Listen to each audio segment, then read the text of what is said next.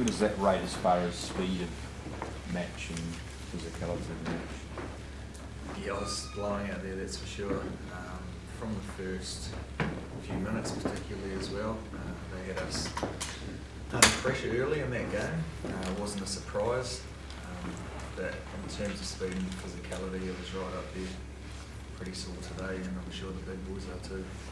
With those early-ish changes in the back line, what was the key to settling and keeping to your plans? I thought the guys who came on, seamlessly came on, just did what they needed to do, and that was great. And it was the same with the forwards who came on in the second half. So that's what's expected in this team. To add something when you come off the bench, and yeah, I thought those guys are great. Did they hit you with what you expected? Either DJ or Beauden? Yeah, I think so. What we saw was a dangerous back three when you give them space and time. They can tear any team up, so we have to work on that. But it certainly wasn't a surprise. We were aware of their strengths back there. So when you first have got position change as well as a substitution of Beauden off, does that change, do you have to adjust your game plan or you just change roles essentially? Slightly different role, sort of sitting back a little bit more, different type of view. But once it gets into phase play, it's not a lot different. Very similar skill set, so I think it's a lot easier starting at 10 and moving back than it would be starting at 15 and sort of going in. But anywhere on the field is pretty cool. And what about just in general for the All Blacks game plan? Does it change in the arms the first fight where you are, just because of your slightly different skill sets? Oh, perhaps. He can do things I can't, and maybe I can do things he can't. So we play to our strengths. But overall, we have a game plan as a team, and we sort of play to that. What would you like to see, I guess, from the back line next week to perhaps maybe break down a little bit more of the defence? Oh, we'll look at the tape, so I haven't had a chance to reflect on the game. Looking at the review process, that'll start tomorrow probably, so I'm sure there's many improvements we can make. It's a good start, but it's only a start, so I think it's exciting going back to Wellington and building on that performance. TJ, is there much chat on the bench in the early stages of a game like that? Are you guys talking much about what you're seeing going on out there? Yeah, there's a lot of chat. A lot of the boys on the bench aren't used to being on the bench. So I guess we form a little group there where we want to impact the game however we can. You get to see how the game's unfolding, how the other team's operating, how our game plan is beginning to fold out, and we often talk about whether it's energy we need to bring, whether it's physicality or just accuracy and a little bit of composure. So there's a lot of discussion about how the game's unfolding and how we can best impact as a unit. What are those attributes were the things that you guys were trying to bring last night? I think energy was a big one for us last night. We knew that the boys had been working hard out there, and it was a physical contest. So we wanted to bring that energy off the bench and make sure that whenever we got our opportunity, whether it was carrying the ball, whether it was making tackles, that we were doing it and trying to lift the boys that have been out there for at least 60 minutes before us. When you saw a couple of the backs sort of going down, you weren't thinking you might have got to run maybe second five wing at some point? Yeah, I did think that I was covering most positions in the back, so I'm just happy to be out there in any position, so wherever they chuck me out there, I'll be happy. You played flanker for the Hurricanes this year. Yeah, packed down in the scrum, didn't do too well in it. It is what it is. You get out in the field and you make the most of the opportunity. Beauden, it's a very tactical game, and you guys clearly came with the right tactics last night, attacking them off 9 a lot, and maybe it's a thing they'll have to adjust to. Is this series going to be one of those series with two such strong teams where you're going to have to keep adjusting test to test? I think so, and you have to adjust in the game as well. You can only assume what they're going to bring each week, and it's about how we adapt on the run, because they may defend the same next week. Who's to say they won't change a thing? So that's why it's so exciting this next week. To build on last night. And mentality-wise, is it important to kind of keep that killer Wednesday. Always, of course. TJ, just wondering on your personal game, is there an ambition on your part to be the starting halfback in the next 2 games? Is there what, sorry? Is ambition on your part, and how do you go about that? If there's something you can do about it.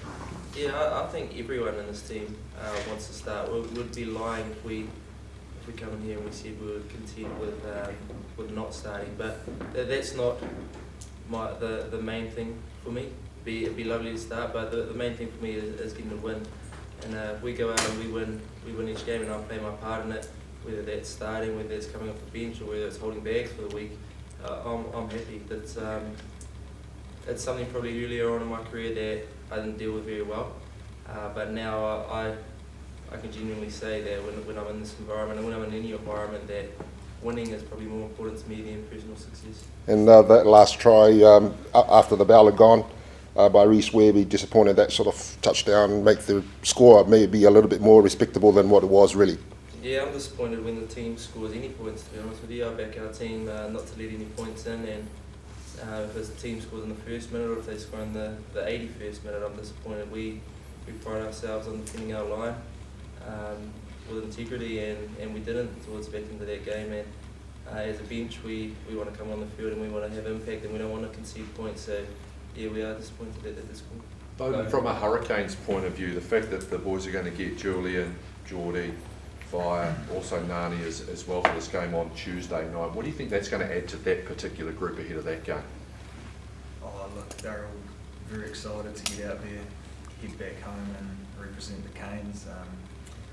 And talking to the boys in camp at the moment, they're excited to get these boys back as well. So I think it's going to be a huge game.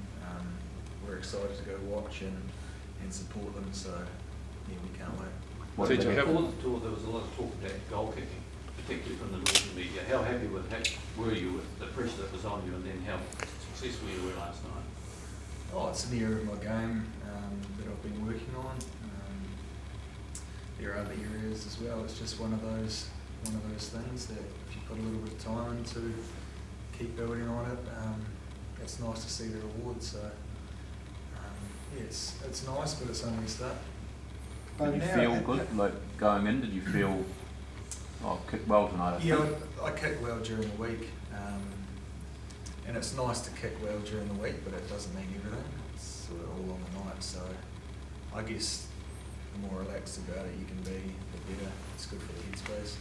But how inspiring is performance like Rito's, knowing all the elements that went into the challenges he had. I mean, as your leader, it's pretty easy to follow a guy like that when he goes out and performs on it. Absolutely.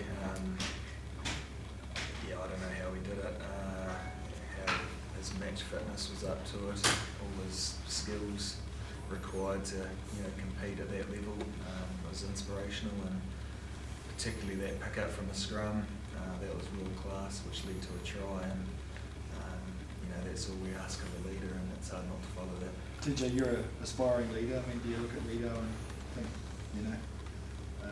they're the sort of elements you need in a real leader? Yeah, Rito's a great man on and off the field, and I think that's what a lot of boys do relate to. He sits down with the lads off the field and makes sure that everyone understands their role and that they're comfortable within the environment, but then his actions on the field.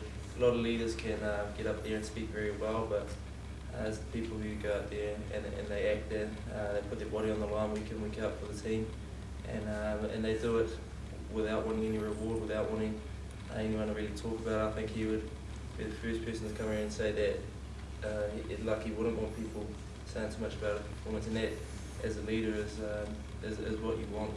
So when we're sitting down there and we're seeing Rito, hasn't played in a few weeks, comes out there and puts in a performance like that, you can't help but follow and aspire to be someone like that. Beauden played a lot of cricket on the outfield with that pick-up and at speed in that first 10 minutes.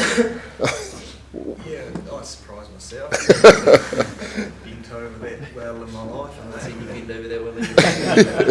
Quite a stiff bloke, so I don't know how that happened. TJ, Yeah. can I just, for those of us who aren't necessarily that familiar with the culture and everything behind it, can you talk us through the Haka yesterday that you led before the match and sort of the genesis of it? What do you mean? What do you mean, sorry? The Haka before the game. Just talk. Yeah, just I mean, what was the genesis of it? You know, was it? Well, the Haka. A lot of people, I think, look at the Haka the wrong way, like that we're trying to challenge a team in front of us, or that we're trying to almost threaten the team in front of us. But the Haka is purely for us. We Haka for ourselves so that we can connect, and it's something that we do for our ancestors and for the people who went before us. So it's something that's special for us. To be fair, we don't mind if the other team doesn't watch it, or if it doesn't mean anything to the other team. It's so we can connect and so that we can feel grounded with our people that have gone before us and go forward into the game at hand. And how do you? We'll wrap it up there if you want to have a catch up. Sure. Okay. Yeah. Thanks, guys. Thanks, everyone. Yep.